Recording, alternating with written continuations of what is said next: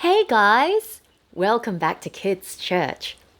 So far in the book of Luke, we've seen that Jesus, God's chosen king, has come. He was sent by God to rescue people and bring them close to God.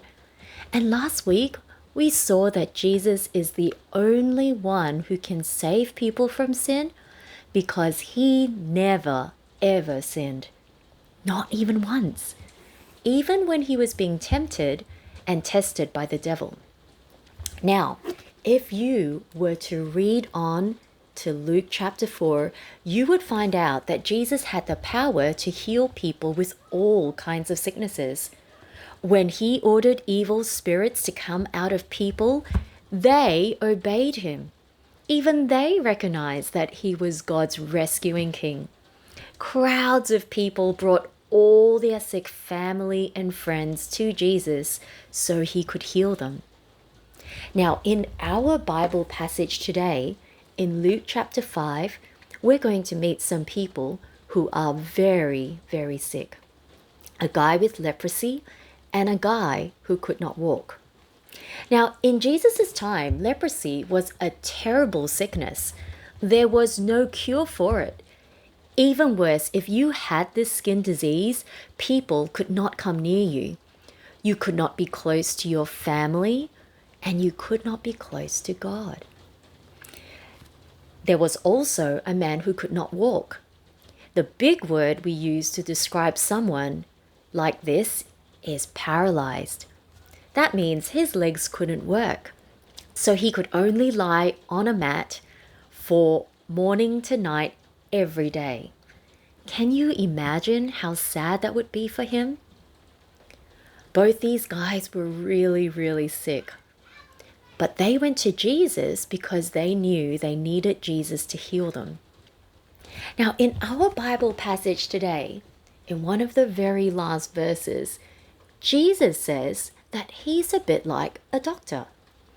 But he hasn't just come to heal people's outside sicknesses.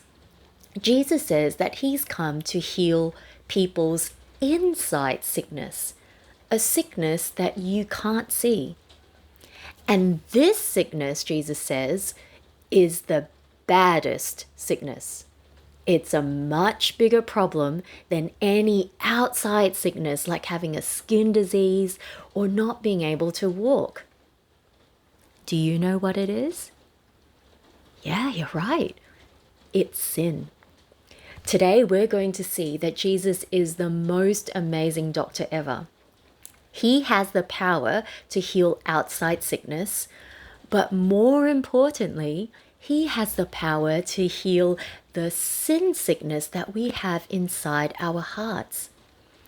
In our passage today, Jesus shows that he has the authority, the power to heal and forgive people and to make them forgiven. Now, the word forgiven is one of our word wall words this week. To be forgiven is to be welcomed back as God's friend, even when you've done the wrong thing. Jesus says he has the authority to forgive sins.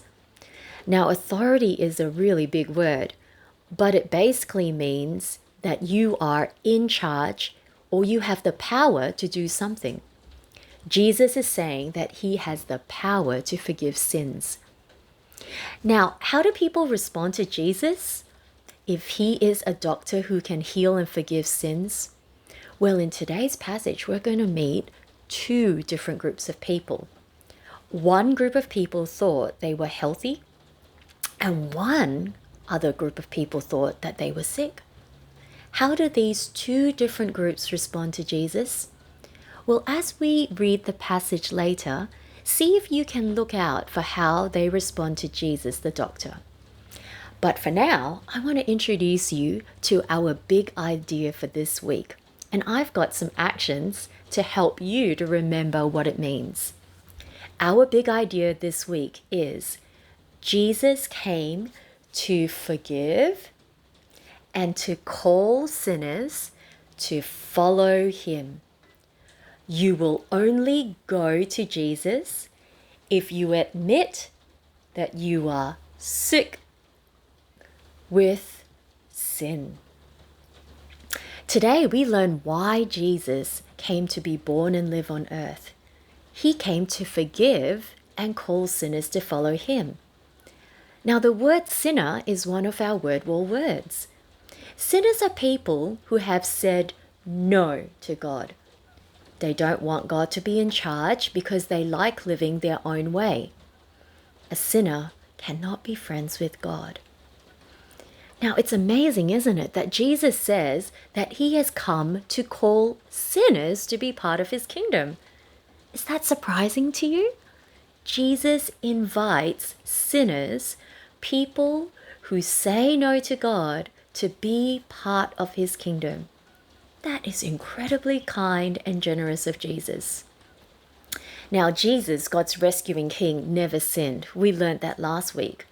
You might not have expected Jesus to invite people like that to be part of his kingdom. In fact, as we read our passage today, you're going to meet some people in our passage who complained that Jesus shouldn't have been hanging out and inviting sinful people to be part of his kingdom. But Jesus is so kind to sinners, and he loves them even when they don't deserve it. In fact, Jesus invites sinners to follow him and be part of his kingdom forever. Now, follow him is actually one of our word wall words too. Now, to follow Jesus means to stop living your own way so that you can obey Jesus, the King, and live his way instead. We learnt about this a few weeks ago. When we stop going our way and we turn to live Jesus' way, it's called repenting. To follow Jesus is to repent, not just one time, but every day. Because choosing to follow Jesus is something we do every day. You will only go to Jesus to heal and forgive you if you admit you are sick with sin. Now, to admit something is to put your hand up and say, I did it. It was me. In our family, sometimes we'll be in a car, and then after a while, we'll all start to smell something really bad. And then someone will yell out suddenly, "Who did a fart?" Well, sometimes it's a bit embarrassing and difficult to admit that you've done something wrong, isn't it? I know I find it very hard. I'm quite proud, and it's not easy to admit when I've done the wrong thing. Well, in our Bible passage, Jesus says that people who think they are well, they won't go to a doctor.